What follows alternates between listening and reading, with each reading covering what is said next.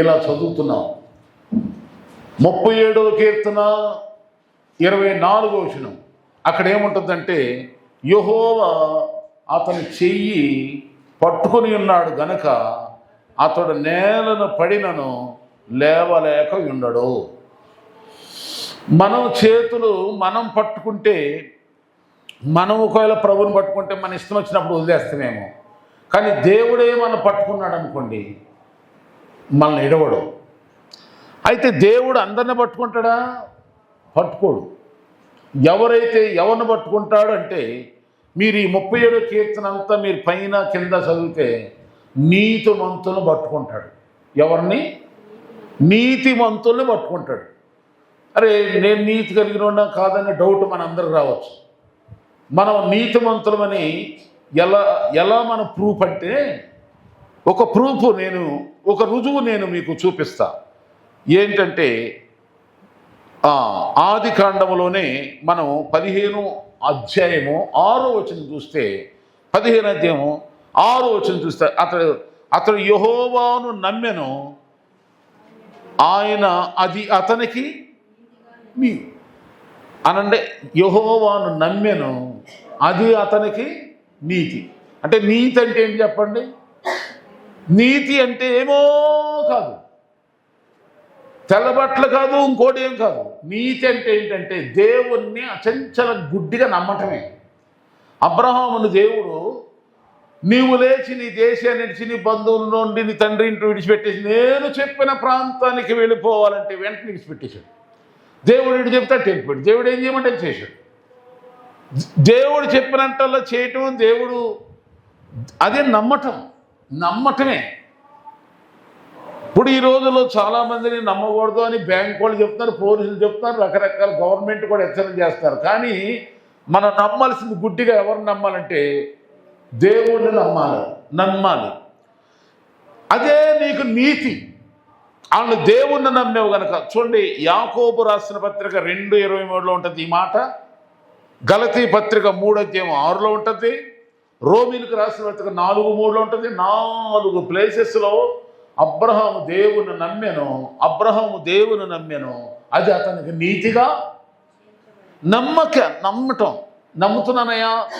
నమ్ముతున్నాను అని అనమాకండి. నమ్మితే క్రియలు కనబడాలి.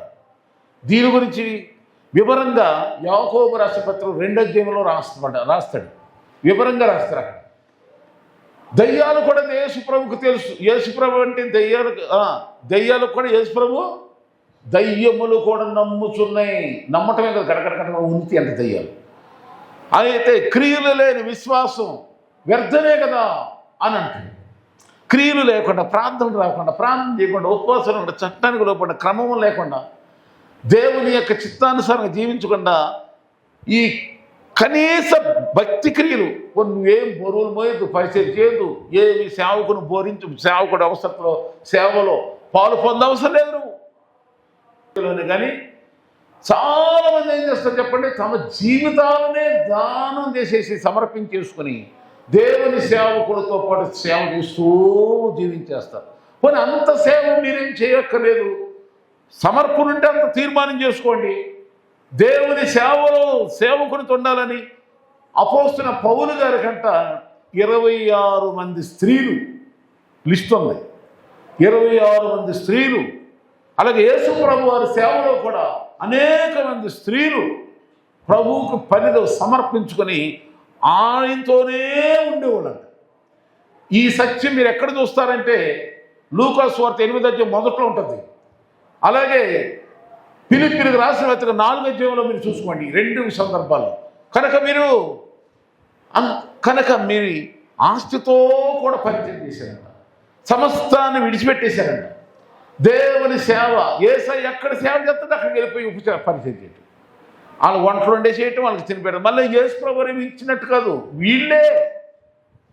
దేవుని స్తోత్రం. అలాంటి విధమైన పరిచర్యలు చేసిన సైతమే ఆ ఎన్ని చదువుతుంటే మనసు ఎలా ఊరుకుంటుందండి? హృదయం ఎలా అంగీకరిస్తుంది? కొంచెం మానవత్వం ఉండాలి కదా, కొంచెం అన్న మనలో. పోనీ దైవత్వం పక్కన పెట్టండి. నేను దేవుణ్ణి నమ్మాను కనీసం దేవుని వాసన లేకుండా బతికితే, క్రైస్తవుడు వాసన లేకుండా బ్రతికితే దేవుడు దృష్టికి దేవునికి మహిమ ఉండదు. లోకం ఏమనుకుంటారు మనల్ని? వీళ్ళు క్రైస్తవులేనా? వీళ్ళు ప్రార్థనకి ఏంటి? మన ఆయా మతాల వారికి ఉన్న కట్టుబాట్లను మనకు ఉండదా? ఆయా మతాల్లో, ఆయా ఆచారాల్లో, ఆయా దేవుళ్ళు దేవతలు పూజిస్తున్నటువంటి మన తోటి సహోదరులు వాళ్ళు చేసే కనీస భక్తి జీవితం మనం చేయలేకపోతే ఏమి జీవితం అండి? ఎందుకండి నమ్ముకొని యేసయ్యకి అవమానం తేవటం? యేసయ్య అంత గొప్ప దేవుడును ప్రపంచంలోనే అత్యధిక జనం ఎవరిని పూజిస్తున్నారు? యేసు ప్రభుని. ప్రపంచంలో అత్యధిక దేశాలు క్రైస్తవ దేశాలు. ఇంత గొప్ప మహాదేవుడిని నమ్మిన మనము ఎంత ఆయనకు విధేయత కలిగి మనము ఉండాలి. కనుక మనం తెలుసుకోవాల్సిన సత్యం ఏంటంటే, క్రియలతో కూడిన జీవితం అదే నీతి. అంటే నీతి ఓకేనా? సరే, నీతిమంతులు చెయ్య ఆయన విడవడండి. నీతిగా జీవిస్తున్నావా? కొన్ని సమయంలో ఏదైనా పడిపోతావు, ఆర్థికంగా పడిపోవచ్చు.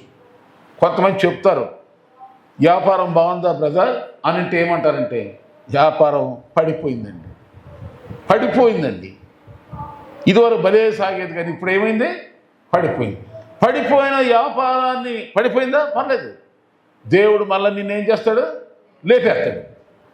వ్యాపారంలో లేపేస్తాడు, వ్యవసాయంలో లేపేస్తాడు, ఆరోగ్యంలో లేపుతాడు, ఆస్తి అంతస్తులో లేపేస్తాడు.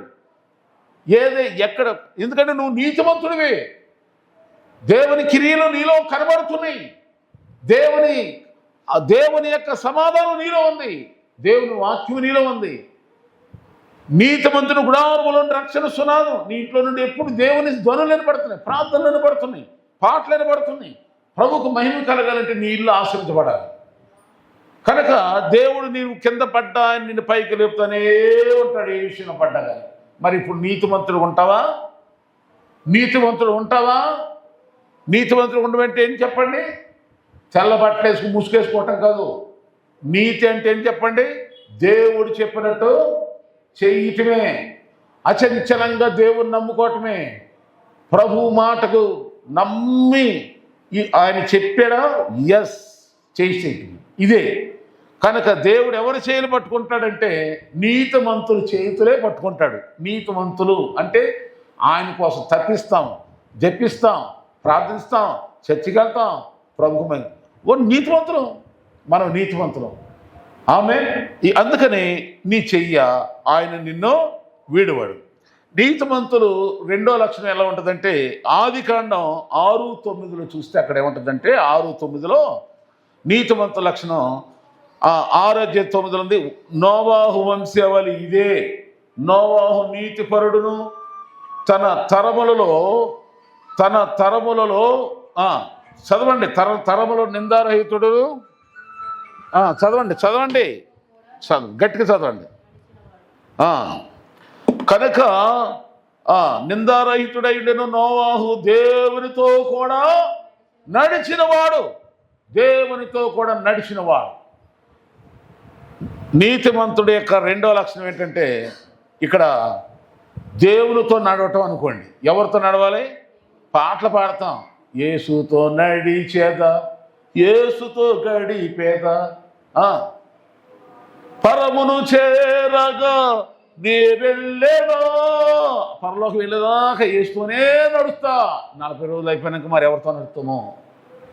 ఆమేన్, స్తోత్రం. యేసు రక్తమే అది వద్దామా? అలా ఉండకూడదు. 40 రోజులు ఎలా ఉన్నామో లైఫ్ అంతా అది. దేవుని స్తోత్రం. ఇక మూడవదిగా నీతి పరులకుండే ఇంకో లక్షణం చెప్పి ప్రార్థన చేస్తా. ద్వితీయోపదేశకాండం 6:25 రండి. ద్వితీయోపదేశకాండం 6:25 ఉంది. మన దేవుడైన యెహోవా మనకు ఆజ్ఞాపించినట్లు, ద్వితీయోపదేశకాండం 6:25, మన దేవుడైన యెహోవా మనకు ఆజ్ఞాపించినట్లు ఆయన సన్నిధిని ఈ సమస్తమైన ఆజ్ఞలను అనుసరించి మనము నడుచుకున్నప్పుడు మనకు నీతి కలుగును. ఇదే నీతి అంట. దానిలో చదువుతానేనండి. 6:25 వచ్చిన మన దేవుడైన యెహోవా మనకు ఆజ్ఞాపించినట్లు ఆయన సన్నిధిని ఈ సమస్తమైన ఆజ్ఞలను అనుసరించి మనం నడుచుకొనున్నప్పుడు మనకు నీతి అంటే ఇప్పుడన్నా చెప్పండి ఏంటిది అర్థం? బైబిల్ అనుసరించి నడుచుకుంటమే, అంతే అంతే కదా. ఈ ఆజ్ఞలు అంటే ఎక్కడుంది? ఈ ఆజ్ఞలు అంటే బైబిల్ ఆజ్ఞలు, బైబిల్ వాక్యాలు, బైబిల్ సత్యాలు, బైబిల్ నియమ నిబంధనలు అనుసరించి నడుచుకోవటమే. చెప్పండి, అనుసరించి నడుచుకోవటమే అనండి. నీతి అనండి. నమ్మటమే, నడుచుకోవటమే, అనుసరించడమే ఇది. ఇప్పుడు చెప్పండి, నీతిమంతులు చెయ్యి ఇప్పుడు ఈ 3 చేసేవాళ్ళు చెయ్యిని దేవుడు వీడవడో. నీవు లేపేస్తాడు పైకి.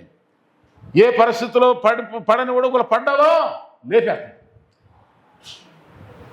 అనారోగ్యంగా పడిపోయావా లేపుతాడు, స్వస్థపరుస్తాడు. ఆర్థికంగా పడిపోయావా లేపుతాడు. ఆత్మీయంగా దిగజారిపోయావా లేపుతాడు. కనుక ఆయన చేతిలో నువ్వు ఉండటానికి, ఆయన చేతిలో ఉండటానికి ఇష్టపడి నీతి క్రియలు జరిగించు. ఆమెన్. ఏ క్రియలు? ఒక్క మాట చెప్పాలంటే భక్తి క్రియలు, ప్రార్థన కాదు, క్రైస్తవ ధర్మాలు నెరవేర్చు. అప్పుడు దేవుడు నీ నీ పిల్లలు వీడవడు, ఎడవాయుడు, సదాకాలం నీకు తోడైండి నడిపిస్తాడు. దేవుడు మిమ్మల్ని ఆశ్రయించుగాక.